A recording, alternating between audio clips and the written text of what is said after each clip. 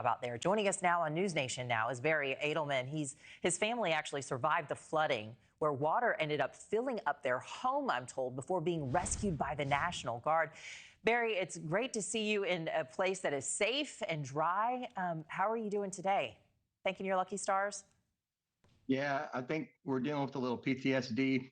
It was really rough. The water came so fast. We were woken up by a family friend, Chris Flowers, who ran up from the bottom floor and said, it's flooding. We got to get out.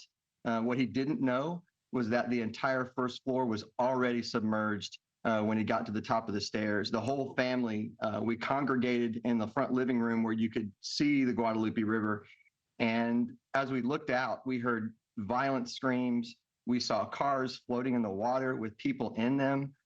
We heard trees snapping and saw debris hitting the house. So the water was already at the second level. And I think the most horrifying thing I've ever seen was, the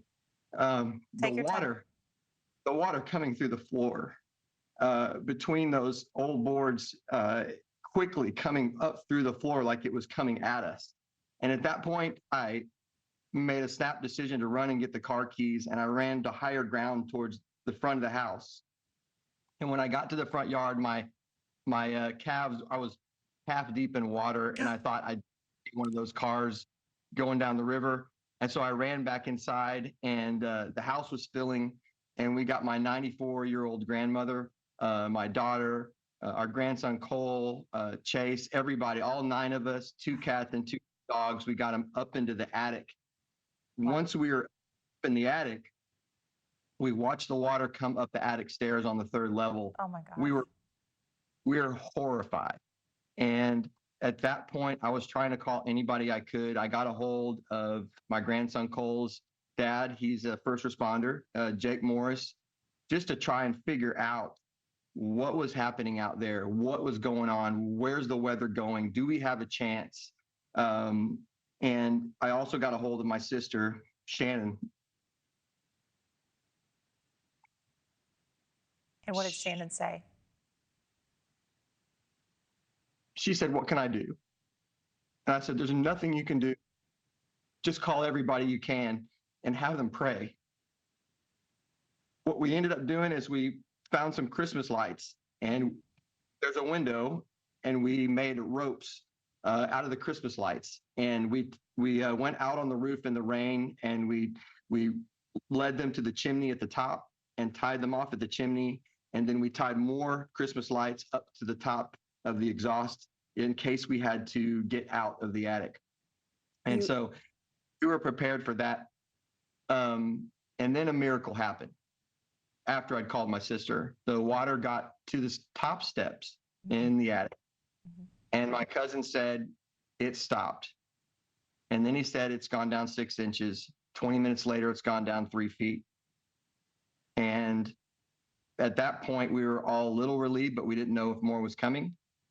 And once the water got back down to the first level, we were trying to find water. And when we got outside, we couldn't go in front because the water is already up the cliff, still in the backyard. But we could get to the side yards in the front of the house. And there were people and trees, children. It's all right. We have giant cypress trees in the back. And there was a woman, and she said, is Betty okay? And I said, you know my grandmother? And she said, I do. She's my neighbor, and her name is Suzette Walker.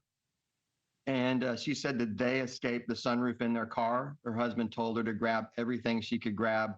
And she said, your grandmother's tree was the last tree I could grab. And I said, where is your husband, Tim? And she said, I don't know. There was another tree in the side yard, and there was a mother in the top of the tree with a broken wrist. Her daughter was on the ground. And we approached them and asked if they were okay. And the daughter was all right. And she said that she didn't know where her children or her husband was. There is so many more of those stories. I will say, I thank God. I thank our faith. I want to thank the National Guard for getting in there and the window of opportunity they had to get us out when they did. They were amazing. And there were people lining the streets in Ingram, Texas, cheering them on when they were coming out. And I just want to say, I want us to all pray for these families who are grieving and pray for those who are still not found, that we might find them. Thank you for watching. Subscribe below and download our NewsNation app right now on your phone, and you will get fact-based, unbiased news for all Americans.